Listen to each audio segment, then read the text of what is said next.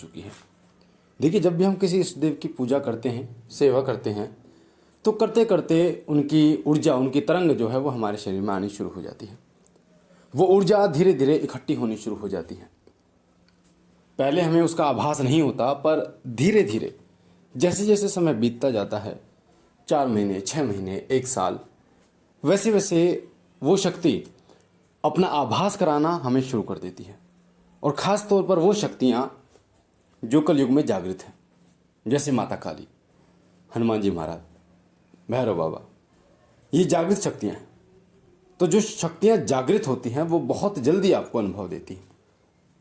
जो ग्रामीण देवता होते हैं वो भी जागृत होते हैं, क्योंकि कभी ना कभी वो मनुष्य थे और उनके जो कर्म थे, तपस्या थी, सेवा थी, पूजा थी, उसके द्वारा उन्होंने उस पद को प्राप्त किया कि आज उनकी पूजा होती है। तो आपने देखा होगा कि जो ग्रामीण देवता होते हैं वो बहुत जल्दी सिद्ध हो जाते हैं और बहुत जल्दी उनकी सवारी आ जाती है। पर आज हम बात करेंगे माता काली के विषय की। जैसे कि आपको पता है, मैं बाबा भोलेनाथ का एक तुच्छ सेवक हूँ, पापी सेवक हूँ, जो बहुत पाप करता हूँ और बाबा के चरणों में प्रीत लगा के बैठा हूँ कि कहीं बाबा मुझ पर कृपा करेंगे। क्योंकि मैं अपने आप को मूर्ख मानता हूँ, मैं अपने आप को अज्ञानी मानता हूँ, मैं सबसे ज़्यादा छोटा अगर किसी को मानता हूँ, मैं अपने आप को मानता हूँ। अगर कोई ऐसा भक्त है जिन्होंने अभी बाबा भोलेनाथ की सेवा शुरू की है, तो उससे भी छोटा मैं हूँ। कहीं ना कहीं बाबा के जो भक्त होते हैं वो अपने आप में निराले होते हैं। तो मैं बाबा भोलेनाथ के साथ माँ काली की भी सेवा करता हूँ, जैसे मैंने कई वीडियो में आपको बताया। सहायक देवता जो होते हैं उनके विषय में भी मैंने आपको वीडियो में बताया है कि सहायक देवता कौन होते हैं। जो आपके इष्ट होते हैं उनके साथ आप जिन देवताओं की पूजा करते हैं या फिर उनके साथ जो देवता चलते हैं उन्हें सहायक देवता कहते हैं। जैसे बाबा भोलेनाथ के साथ माँ काली चलती ही चलती है, गुरु गोरखनाथ जी महाराज के साथ उनके चेले चलते ही चलते हैं, बाबा जहारवीर के साथ गुरु गोरखनाथ चलते ही चलते हैं, उस तरीके से, या भैरव बाबा माँ काली के साथ चलते ही चलते हैं।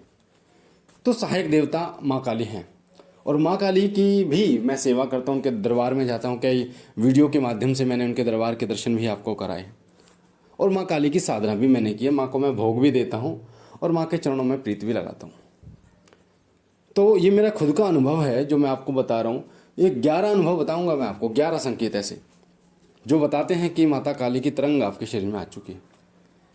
क्योंकि वो अनुभव ऐसे होते हैं ना, आपको बहुत ही हटके अनुभव होते हैं माँ काली के। माँ काली के अनुभव बहुत ही विचित्र होते हैं और बहुत ही जल्दी हो जाते हैं। तो जो लोग साधक हैं, जो लोग माँ काली की पूजा करते हैं, उनके लिए ये वीडियो बहुत ही महत्वपूर्ण है, विशेष है। इसलिए इस वीडियो को पूरा सुनना, ध्यान से सुनना। देखिए, जब आप माँ काली की धीरे धीरे पूजा शुरू करते हैं ना, माँ को भोग देते हैं, क्योंकि जैसे मैंने आपको बताया था कि जब भी भोग दें तो माँ काली को लौंग का भोग सबसे पहले देना है। आपको लौंग का जो भोग है वो सबसे पहले देना है। उसके बाद आप पेड़े का भोग या किसी का भी भोग आप लगा सकते हैं, जो भी हलवा पूरी, खीर पूरी का भोग आप लगाएंगे। तो जब माँ काली की पूजा करते हैं तो सबसे पहला संकेत ये मिलता है आपको, जो तरंग मिलती है, कि आपको ना शुरुआत में गुस्सा आना शुरू हो जाता है।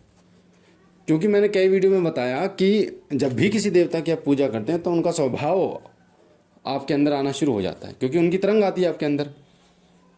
तो उनका स्वभाव जब आता है तो माँ काली का स्वभाव है क्रोधित, पर वो क्रोधित जो स्वभाव है वो दुष्टों के लिए होता है।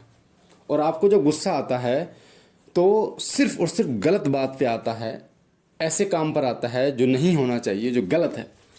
तो अगर आपको गुस्सा आता है ना छोटी छोटी बातों पे, जो छोटी छोटी बातें होती हैं पर वो गलत होती हैं, जैसे उदाहरण मैं बताता हूँ आपको, ऐसी बातों पर भी आपको गुस्सा आ सकता है। जो मेरा अनुभव है कि आप घर में हैं, आपने देखा कि गलत चीज़ रखी हुई है, पूजा के मंदिर में गिलास रखा हुआ है, झूठा बच्चे ने रख दिया किसी ने, या फिर आपने देखा कंघा, बाल काटने वाला कंघा कहीं पड़ा हुआ, छोटी छोटी बातों पे गुस्सा आ जाता है। ये पहला संकेत होता है। दूसरा संकेत होता है कि आपका उन लोगों से झगड़ा होना शुरू हो जाता है, लड़ाई होनी शुरू हो जाती है। लड़ाई का मतलब ये नहीं कि हाथापाई हो रही है, यानी एक तरीके से आप उनसे मनमुटाव करना शुरू कर देते हैं, जो आपके हितैषी नहीं होते, जो आपके बुरा चाहते हैं, जो नहीं चाहते कि आप सही रहो या आप भक्ति करो या आप सही पैसा कमाओ, घर परिवार को चलाओ। ऐसे लोग, आपको नहीं पता था कि वो आपके हितैषी हैं या नहीं हैं, पर माँ काली की जब कृपा होती है तो माँ माँ जो है वो ऐसे लोगों को आपसे दूर कर देती है जो आपके हितैषी नहीं रहते, जो आपका बुरा चाहते हैं, तो आप उनसे दूर होते चले जाते हैं। कई ऐसे दोस्त भी होंगे आपके जो लगता तो आपको ये है कि ये मेरा पक्का दोस्त है, पर कहीं ना कहीं उसके मन में कालापन है, तो माँ ऐसे लोगों को दूर कर देती है। ये दूसरा संकेत होता है। तीसरा संकेत होता है कि आपको ऐसा महसूस होता है कि कोई शक्ति है। जब मैं पूजा करता हूँ तो ऐसा है, महसूस होता है कि कोई शक्ति है जो जब मैं पूजा करता हूँ कुछ अलग सा आभास आपको होता है। आपको ऐसा लगेगा जैसे कोई आपके आसपास है, आपके पास बैठा हुआ है, आपके आगे पीछे से कोई गुजरा है जिस समय आप पूजा करते हैं, तो आपको ये ऐसा लगेगा। ये तीसरा संकेत होता है।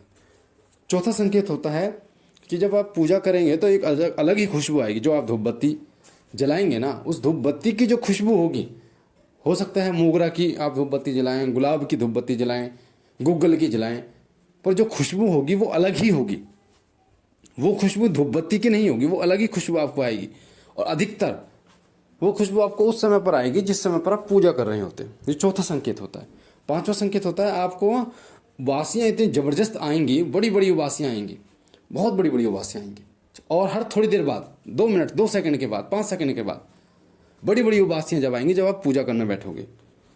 छठा संकेत होगा जब आपका जो आज्ञा चक्र है ना, वहाँ पर आपको एक अजीब सी स्पंदन महसूस होगी। स्पंदन जैसे आपका दिल धड़कता है ना, दिल धड़क रहा है, आपका दिल टप टप दिल धड़कता है, उसी तरीके से आज्ञा चक्र जो महिला जहाँ बिंदी लगाती है वहाँ पर एक स्पंदन महसूस होगी उनको।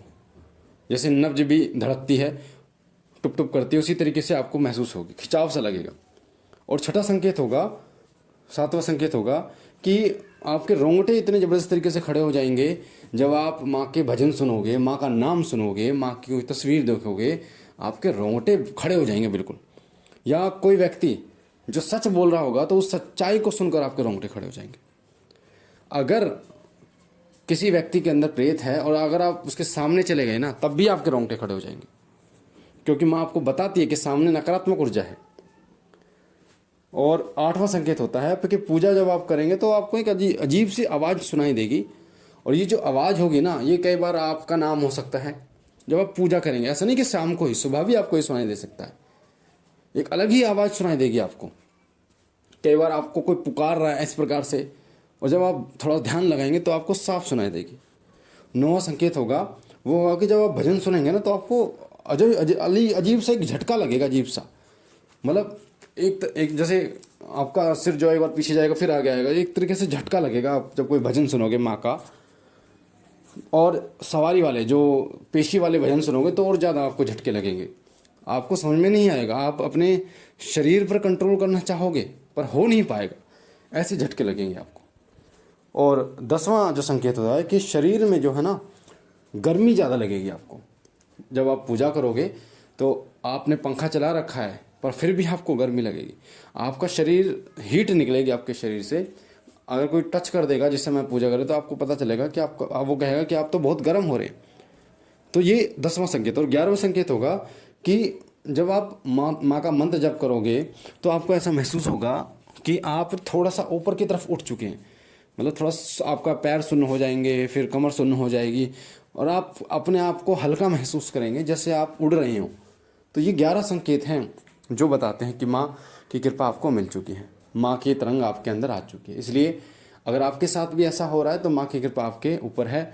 और आगे क्या करना है अगर आप ये जानना चाहते हैं तो कमेंट में आप ज़रूर मुझे बोलिएगा, मैं आगे बताऊंगा कि जब ऐसी तरंग आपको आने लगे तो आपको आगे क्या करना चाहिए। जितनी ज़्यादा कमेंट लोगों की होगी उतनी जल्दी मैं इस वीडियो को बनाऊंगा। बाकी बाबा भोलेनाथ और माँ जगदम्बा माँ काली आप पर कृपा करे, आपके घर परिवार पर कृपा करे, सदैव आपकी झोली भरती रहे। हम मिलते हैं एक नई जानकारी के साथ, तब तक के लिए ओम नमः शिवाय, ओम नमः शिवाय, ओम नमः शिवाय।